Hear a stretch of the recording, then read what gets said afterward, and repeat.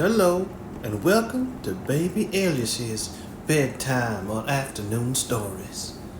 Our next story is called Walden by Henry David Thoreau.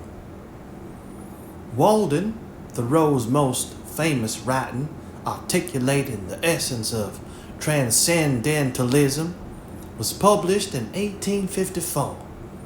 The book, often read in grades 11 to 12, reflects Thoreau's attempt to live life simply. A popular quote from its second chapter: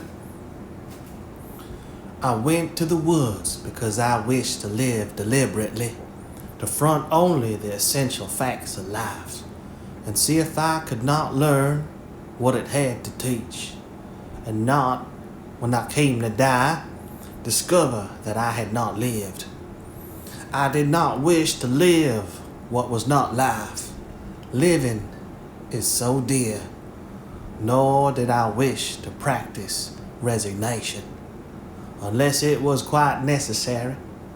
I wanted to live deep and suck out all the marrow of life, to live so sturdily and Spartan-like as to put to rout all that was not life, to cut a broad swath and shave close, to drive life into a corner and reduce it to its lowest terms, and if it proved to be mean, why then to get the whole and genuine meanness of it and publish its meanness to the world, or if it were sublime, to know by experience and be able to give a true account of it in my next excursion."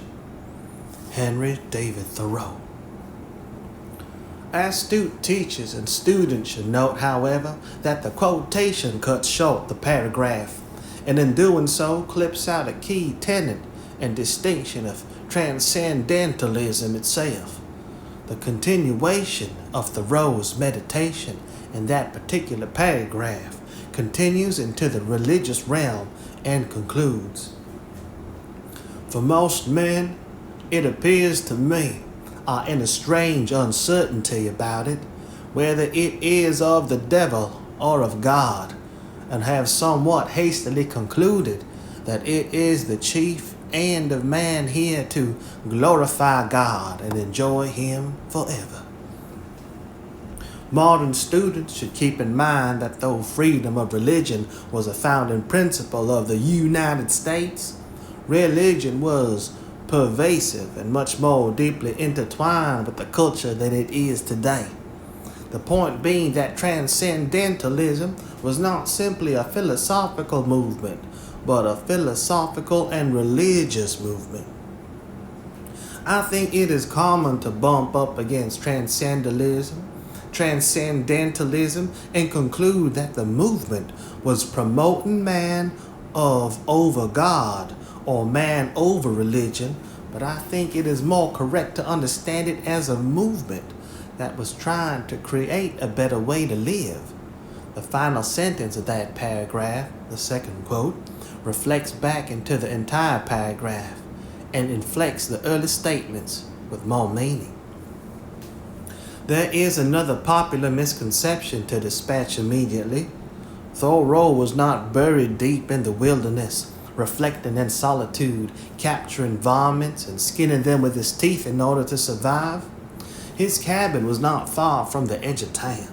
His nearest neighbor was about a mile away, and he was only a couple of miles removed, that's 3 kilometers for you European readers, from his family's house.